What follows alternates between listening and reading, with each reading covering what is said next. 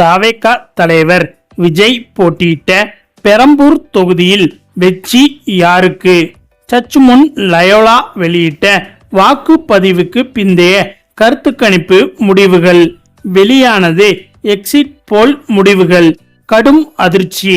அதாவது தமிழக சட்டமன்ற தேர்தல் என்பது பரபரப்பாக நடந்து முடிந்துவிட்டது. இந்த தேர்தலை பொறுத்தவரையில் இதுவரை தமிழகம் பார்க்காத அளவுக்கு வாக்கு சதவீதம் என்பது அதிகரித்து இருக்கிறது. இந்த வாக்கு சதவீதத்திற்கு பின்னால் நிறைய முரண்பாடுகள் சொல்லப்பட்டாலும் உண்மையான காரணம் என்பது தமிழக மக்களின் எழுச்சி என்பதை மறுக்க முடியாது. ஏனென்றால் எஸ்ஐஆரால் தான் வாக்குப்பதிவு சதவீதம் அதிகமானது என்று சொன்னாலும் கூட கடந்த முறை 70 லட்சம் போலி வாக்காளர்கள் வாக்களித்து உள்ளனர். எனவே அந்த வாக்காளர்களின் வாக்கை இந்த முறை உண்மையான வாக்காளர்கள் தான் வாக்களித்து உள்ளனர் என்பதும் குறிப்பிடத்தக்கது. கடந்த முறையை விட இந்த முறை 22 லட்சம் வாக்குகள் தான் அதிகமாக பதியப்பட்டுள்ளது என்பதை தாண்டி கூடுதலாக 70 லட்சத்தையும் சேர்த்து கொண்டால் கிட்டத்தட்ட 92 லட்சம் வாக்குகள் மற்றும் தபால் வாக்குகள் என அனைத்தையும் கூட்டி பார்த்தால் கிட்டத்தட்ட 1 கோடி வாக்குகள் இந்த முறை கூடுதலாக வாக்களிக்கப்பட்டுள்ளது என்பதுதான் நிதர்சனமான உண்மை. இதை தேர்தல் ஆணையமும் உறுதி செய்திருக்கிறது. எனவே இதற்கு முந்தைய தேர்தலை விட இந்த முறை கிட்டத்தட்ட 1 கோடி மக்கள் தானாகவே முன்வந்து வாக்களித்து உள்ளனர் என்பதும் குறிப்பிடத்தக்கது. அதே சமயம் எஸ்ஐஆர் அமல்படுத்தப்பட்டதால் ஒட்டுமொத்த வாக்காளர்களின் எண்ணிக்கையும் குறைந்துள்ளது. எனவே குறைந்த அளவுக்கான வாக்குகள் பதிவானாலே அது அதிக சதவீதம் வாக்குகள் பதிவானதாக கருதப்படும். எனவே இந்த இடத்தில் எஸ்ஐஆர் என்பது ஒரு சிறிய அளவில்தான் மாற்றத்தை செய்திருக்கிறது. ஆனால் உண்மையில் மிகப்பெரிய ரோல் என்பது மக்களின் எழுச்சிதான். அந்த மக்களின் எழுச்சி என்பது விஜய்க்காக வந்தவர்களா அல்லது விஜய் வந்துவிடக் கூடாது என்று விஜய்க்கு எதிராக வந்தவர்களா அல்லது ஆளும் கட்சி மீது இருக்கும் அதிருப்தியில் வந்தவர்களா அல்லது ஆளும் கட்சி மீண்டும் ஆட்சிக்கு வந்தே ஆக வேண்டும் என்று முடிவெடுத்து இந்த முறை மும்முனை போட்டி அதிகரித்திருக்கிறது என்பதை புரிந்து கொண்டு ஆளும் கட்சிக்கு ஆதரவாக திரண்டு வந்தவர்களா என்பதை மே 4ஆம் தேதி வரை பொறுத்திருந்துதான் பார்க்க வேண்டும். ஆனாலும் கூட இப்போதே ரிசல்ட் எப்படி இருக்கும் என்பதை ஓரளவுக்கு யூகிக்கும்படியாக எக்ஸிட் போல் கருத்து கணிப்புகள் வெளியாகி வருகிறது. அதாவது வாக்குப்பதிவுக்கு பிந்தைய கருத்து கணிப்புகள் வெளியாகி வருகிறது. இதில் கூடுதலான இன்ட்ரெஸ்டிங்கான விஷயம் என்னவென்றால் வாக்குப்பதிவுக்கு முந்தைய கருத்து கணிப்புகள் கூட தவறுதலாக இருக்கலாம். ஏனென்றால் யாருக்கு யார் வாக்களிக்க போகிறார்கள் என்பது அவர்களுக்கே அந்த நொடியில் தெரிந்திருக்காது. ஏனென்றால் எப்போது வேண்டுமானாலும் மனம் மாறலாம். ஆனால் வாக்குப்பதிவுக்கு பிந்தைய கருத்து கணிப்பு என்பது யாருக்கு வாக்களித்தோம் என்பது அனைவருக்கும் நன்றாகவே தெரியும். எனவே எக்ஸிட் போல் கருத்து கணிப்பு முடிவுகளை வெளியிடும் போது அந்த முடிவுகள் கிட்டத்தட்ட 100% சரியாக இருக்க வாய்ப்புகள் இருக்கிறது.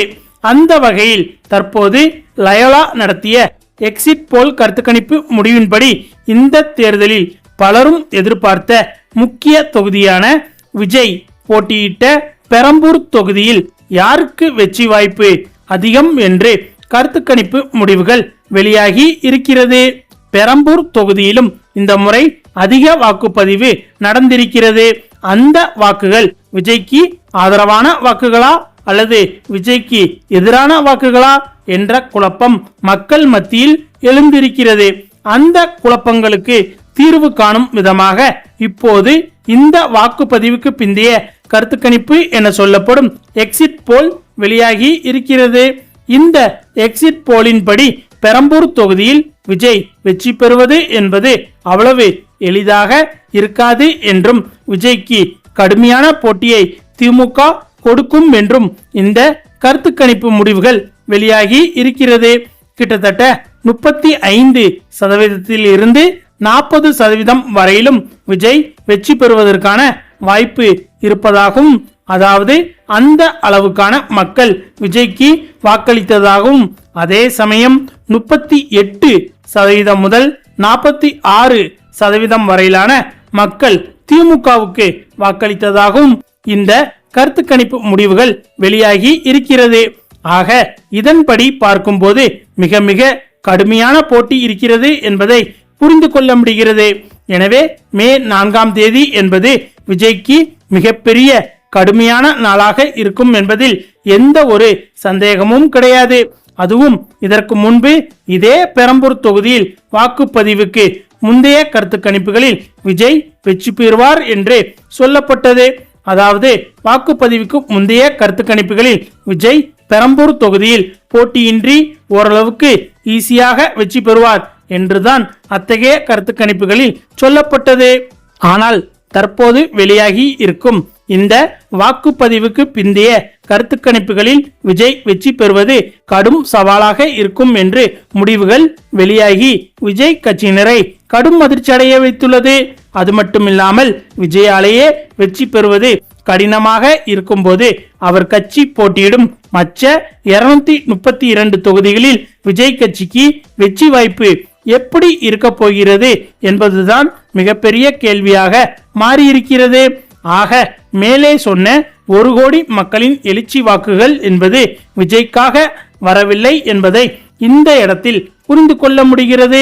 எனவே அந்த வாக்குகள் அனைத்தும் ஆளும் கட்சிக்கு சாதகமாகவோ அல்லது வேறு சில காரணங்களுக்காகவோ மட்டுமே வந்திருக்கலாம் என்றும் இந்த கருத்து கணிப்பு முடிவுகள் மூலம் புரிந்து கொள்ள முடிகிறது. அது மட்டுமில்லாமல் இந்த தேர்தலில் கண்டிப்பாக திமுக வெற்றி பெறுவதற்கான வாய்ப்பு அதிகமாக இருக்கிறது என்பதும் இந்த கருத்து கணிப்பு முடிவில் தெரிகிறது. ஏனென்றால் திமுகவுக்கு இந்த முறை கடுமையாக போட்டி கொடுக்க போகும் நபராக விஜய் அறியப்பட்டார். அப்படி இருக்கும்போது பெரம்பூர் தொகுதியில் அவரால் உறுதியான வெற்றியை பெற முடியாமல் இழுபறியாக இருப்பது என்பது மிகப்பெரிய பின்னடைவை விஜயின் கட்சிக்கு ஏற்படுத்தியுள்ளது. அது மட்டுமில்லாமல் இதில் கூடுதல் தகவல் என்னவென்றால் இந்த கருத்து கணிப்பு முடிவில் விஜய்க்கு எதிரான வாக்குகள் என்பது பல வழிகளில் இருந்து வந்துள்ளதாகவும் தெரிய வந்துள்ளது. அதாவது ஒரு சில ரஜினி ரசிகர்கள் மத்தியிலிருந்தும் ஒரு சில அஜித் ரசிகர்கள் மத்தியிலிருந்தும் விஜய்க்கு எதிராக வாக்குகள் விழுந்துள்ளது. இதே போல விஜயாலும் விஜய் ரசிகர்களாலும் விமர்சனங்களுக்கு உள்ளான நடிகர்களின் ரசிகர்கள் விஜய்க்கு எதிராக வாக்களித்து இருப்பதாகவும் இந்த கருத்து கணிப்பு முடிவுகளில் தெரிய வந்துள்ளது. உதாரணத்திற்கு சமீபத்தில் சூர்யா நடித்த கங்குவா படம் வெளியான போது விஜய் ரசிகர்கள் தான் அந்த படத்திற்கு முழுமையாக பாதிப்பை ஏற்படுத்தினர் என்பது குறிப்பிடத்தக்கது.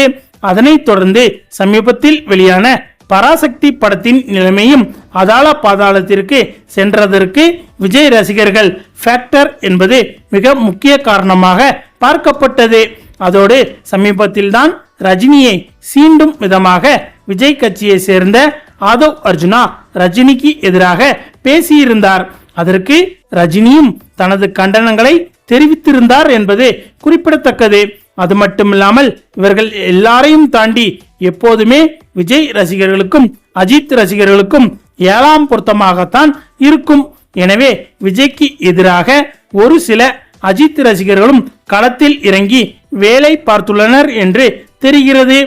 ஆக மொத்தம் விஜய் போட்டியிடும் பெரம்பூர் தொகுதியில் விஜய் வெற்றி பெறுவது மிகப்பெரிய கேள்விக்குறி என்று வாக்குப்பதிவுக்கு பிந்தைய கருத்து கணிப்பு முடிவுகள் தெள்ளத் தெளிவாக காட்டுகிறது. ஓகே ஃப்ரெண்ட்ஸ், இதை பற்றிய உங்களுடைய கருத்துக்களையும் மறக்காமல் கமெண்ட்ல சொல்லுங்க. மேலும் இந்த வீடியோ பிடிச்சிருந்தா லைக் பண்ணுங்க, ஷேர் பண்ணுங்க, நம்ம சேனலை மறக்காம சப்ஸ்கிரைப் பண்ணுங்க. தேங்க்ஸ் ஃபார் வாட்சிங்.